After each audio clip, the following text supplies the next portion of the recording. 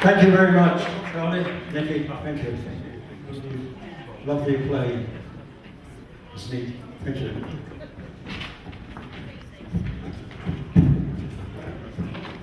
I'll give you a lot of time. Ladies and gentlemen, welcome along to the British Country Music Awards 2012.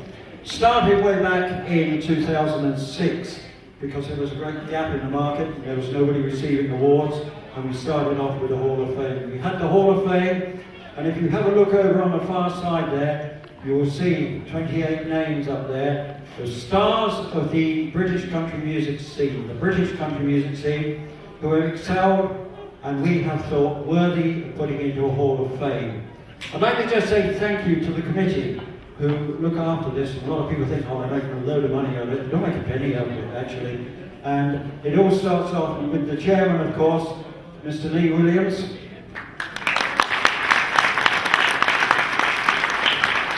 Sorry, I can't agree with him, he's just told me, he's the president. The chairman is Mr. Malcolm Allen of MT Allen Sound, and of course MT Allen Entertainment. The rest of the committee is made up of ragtag and bobbles as part of the people in the industry. I'd like to say thank you very much to one of the greats, started in the Black Country, now lives in Towie Country, the fabulous Nam Stars owner and a performer with 4-star Trek. It is, of course, Mr. Les Evans. Country Legends is a touring show that features the great music of Dolly Parton and Kenny Rogers, amongst many others, perpetuated by a great committee member, Mr. B.J. Thomas.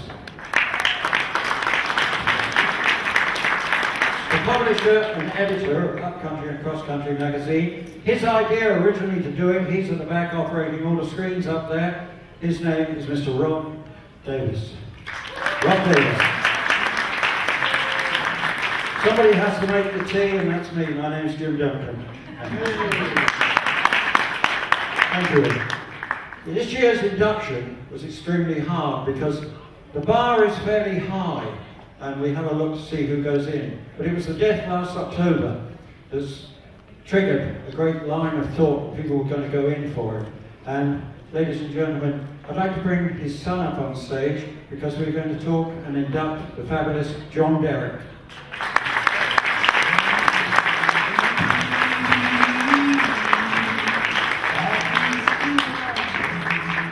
John Derrick is one of the emerging bands of British musicians, seeking fame as entertaining. Born in 1941, at the age of 17 in 1958, rock and roll was just beginning to burst, and he won a talent show, quite a few of you remember, 208, medium wave, Radio Luxembourg. He won a show on there, formed his first band, it was called Black Stetson, and setting his musical genre from the beginning, he metamorphed into Johnny and the Hayriders and went playing all the American country basses all the way around, attracting attention from the then changing its musical styles, the great BBC, on shows like Easy Beat, Country Time, and eventually got to play with the legend himself, Brian Matthews, on the Saturday Club.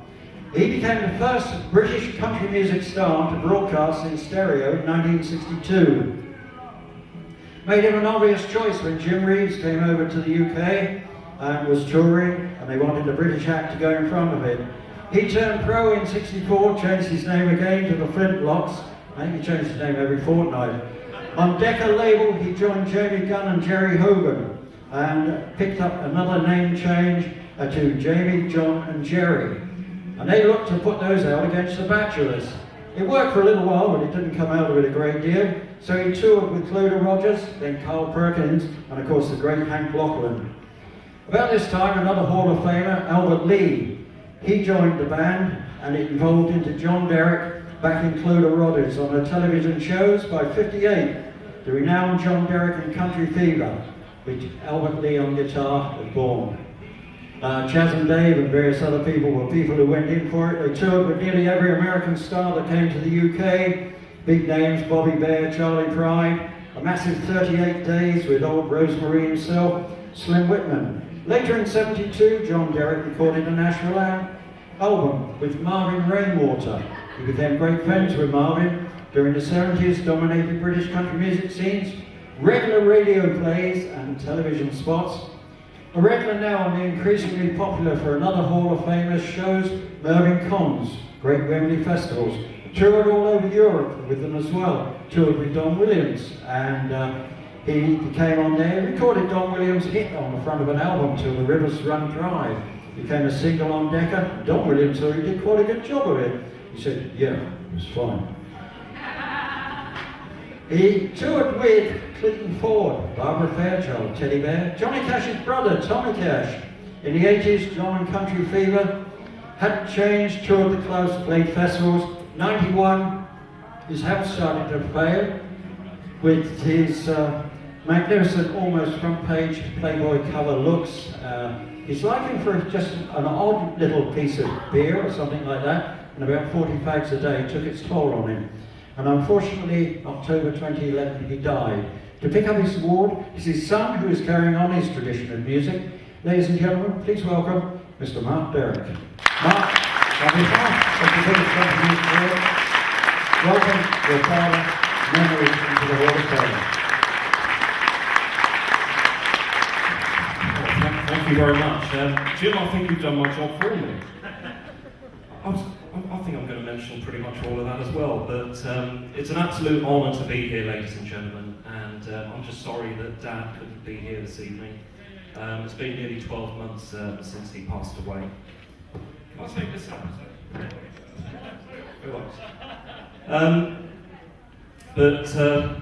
Ladies and gentlemen, I'll tell you a little bit about Dad anyway, but of Fame on Sunday at the British Country Music Awards.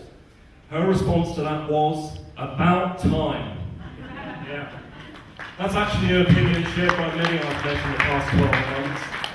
So I'd like to thank, start by thanking the BCM Awards panel committee for finally recognising one of the all-time greats, a pioneer of British country music, and according to Mr. David Allen, an icon. Thank you, BCM. And Jim Duncan. My father, John Derrick, he'll be remembered for being one of the very first British artists to venture into country music back in the early 60s. So in a way, he was kind of responsible for shaping the future of country music in Britain.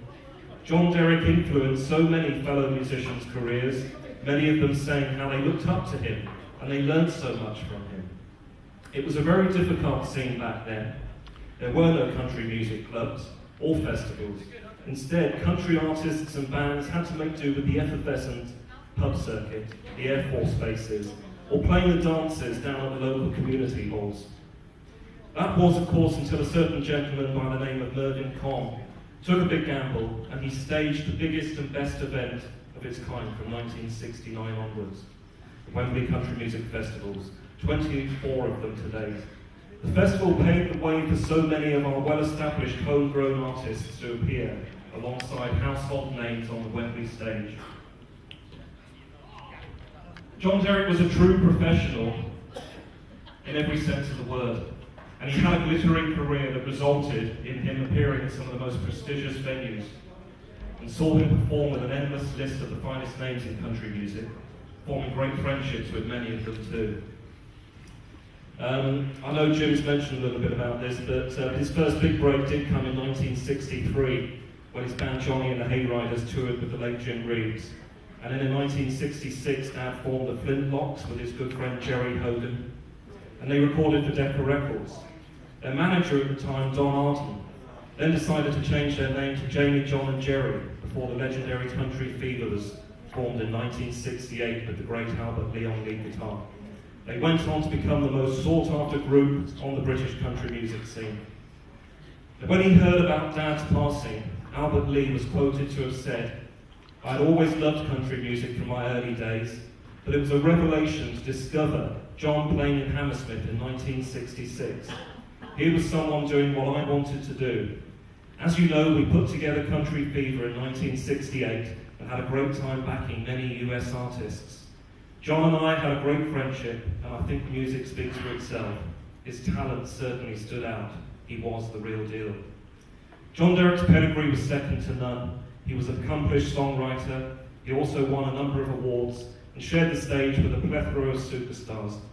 He was one of the most popular acts on the British country music club /festival circuit, and furthermore played just about every theatre in the UK.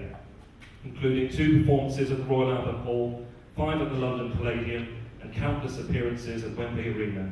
Stirring a string of major album and single releases, not forgetting the 2 #1 hits he had in Malta, Till the Rivers All Run Dry and Making Believe. And it's no wonder why John Derek is regarded as probably the hottest singing property that Britain has ever produced in the realms of country music. This is for you, Dad.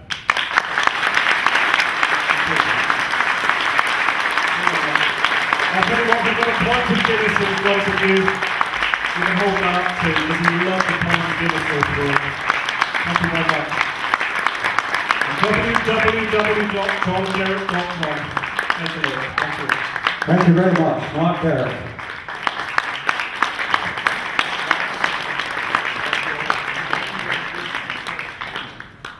Ladies and gentlemen, talking of legends, it's a Legends Night.